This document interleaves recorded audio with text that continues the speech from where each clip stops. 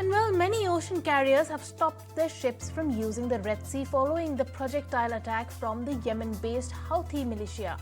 Now, the rerouting has disrupted global trade and is being seen as a key inflation risk. My colleague Snehi Shah joins in with a detailed report. Over to you, Snehi.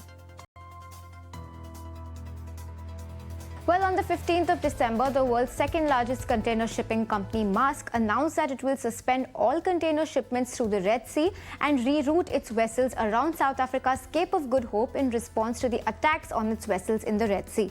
Following this announcement, major players in this space like MSC, CMA CGM, Hapag-Lloyd and others have also followed suit, and Chinese and Taiwanese container shipping companies are considering similar measures, and there have been announcements about temporarily stopping accepting Israel cargo. Now, why are these companies looking to reroute, and what's the trouble that's brewing in the Red Sea?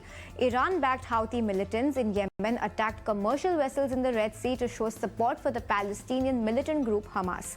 The Houthi group has reportedly vowed to continue operations targeting Israeli ships or vessels headed to the Israeli ports. Now, what's the impact of these attacks? Analysts at BOFA say that around 28% of the world container trade and 12.3% of the crude tankers use the Suez Canal or the Red Sea route.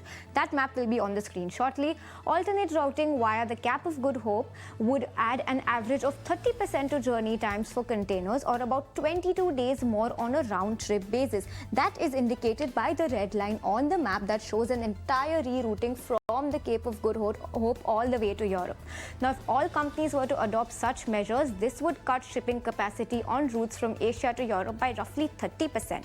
The Suez Canal is the quickest sea route between Asia and Europe and one of the key choke points for global trade.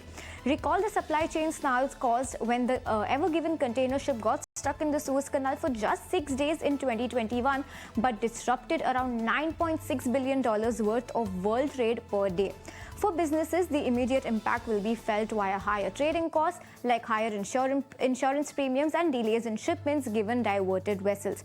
This situation is likely to cause shippers to once again become mindful of supply chain disruptions like those seen in the past years, and analysts think that this is likely to put upward pressure not just on spot freight rates but also on the yearly contract rates. Analysts at Nomura believe it would not be particularly surprising for spot rates on this route to double or even quadruple. Now, while the impact of these attacks is believed to be short-term in nature, we have seen a spike in crude oil prices over the last few days. What's the potential impact on India then?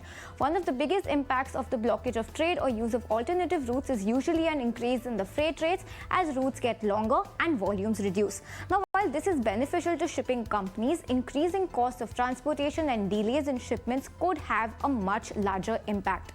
Overall, logistic costs are bound to rise, which Indian exporters and importers may find difficult to pass on to end users. As of now, it is too early to say and talk about the impact of this development on India's earnings story. However, we have seen a few shipping stocks like SCI and GE Shipping rise over the last few days, and some of the import-dependent sectors that could be impacted include textiles, oil and gas, chemicals, some capital good companies, metals as well as pharma. So keep an eye out for all of these sectors.